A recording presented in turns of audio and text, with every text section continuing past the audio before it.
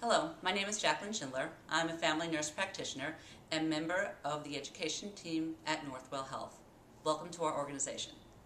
As a nurse practitioner or physician assistant in a new role or new to Northwell Health, in addition to the credentialing process, there are some items that are required in order to determine basic competency to perform in your scope.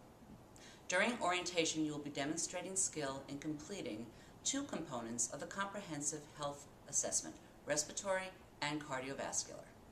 The components are taken directly from the NPPA Basic Curriculum Textbook, Bates Guide to Physical Examination and History Taking, formerly and fondly known as Bates.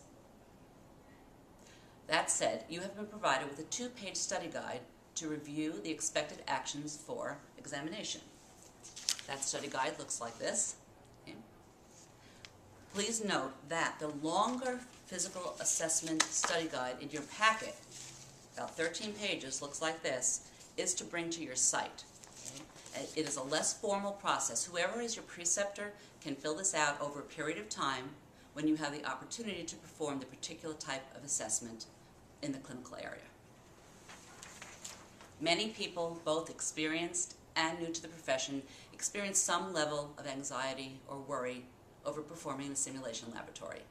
I'd like to take some time to talk you through the steps, give you some tips and some hints on how to prepare for this activity, and also to frame this as a mutual learning assessment, which can add value to your practice and orientation experience.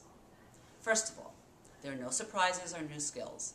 It is the expectation that any licensed and credentialed NP or PA can demonstrate components of advanced physical assessment.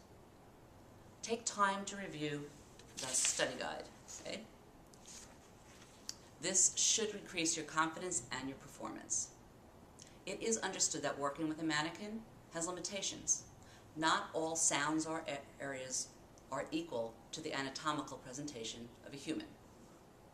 Some signs such as temperature, color, the look of the patient, the sound of the voice, and many other parameters will not be present as clues as you would have in the clinical area.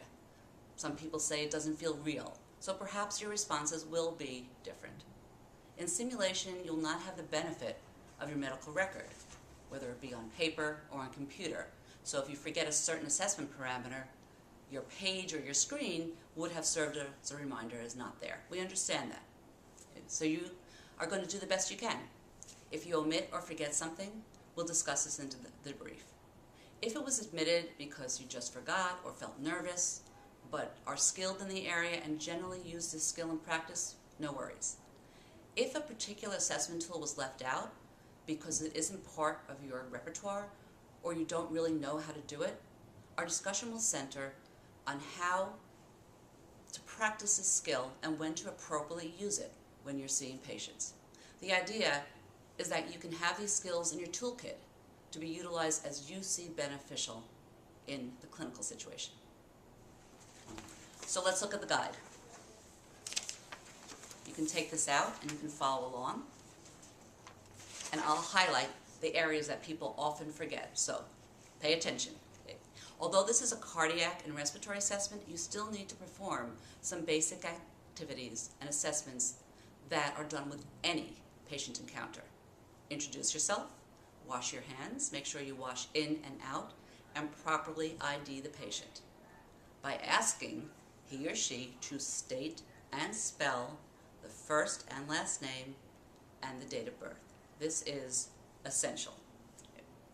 Remember to perform an orientation assessment. This is sometimes something people forget. People can fool you.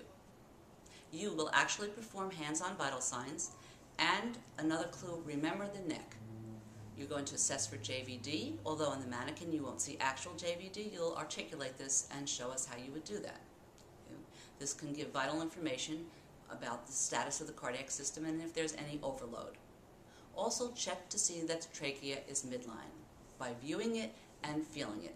This is a quick bang for the buck assessment, and you need to understand why a deviated trachea could indicate a cardiac or pulmonary emergency. At some point in time, stand at the foot of the bed or exam table or view the patient directly in front if they're sitting on a chair.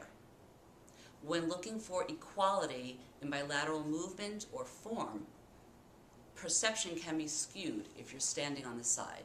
You don't need to be there for the whole assessment, just do it at one quick point in time. Remember, a big clue, to use all types of assessment. Look, listen, feel, which is palpate, and also percuss. You don't need to supply high-end diagnosis. For instance, when listening to the heart sounds, be able to state the names of the different valves. Think apartment M, A-P-T-M, aortic, pulmonic, tricuspid, and mitral, and be able to show on the mannequin approximately where you would auscultate. You don't need to describe every single murmur, especially if you're not sure. When listening to heart sounds, you are going to tell us where the different valves are and what types of sounds you might hear. In simulation as well as in practice, state what you really assess. If the heart rate is very fast, you may not be able to distinguish whether an extra sound is a split S2, an S3, or an S4. It will suffice to say that you've heard an extra sound and that the patient will require further evaluation.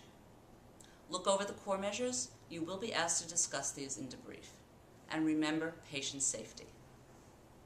This is an opportunity to solidify your skills, maybe learn new ones, and evaluate your own needs and strengths. So, have fun.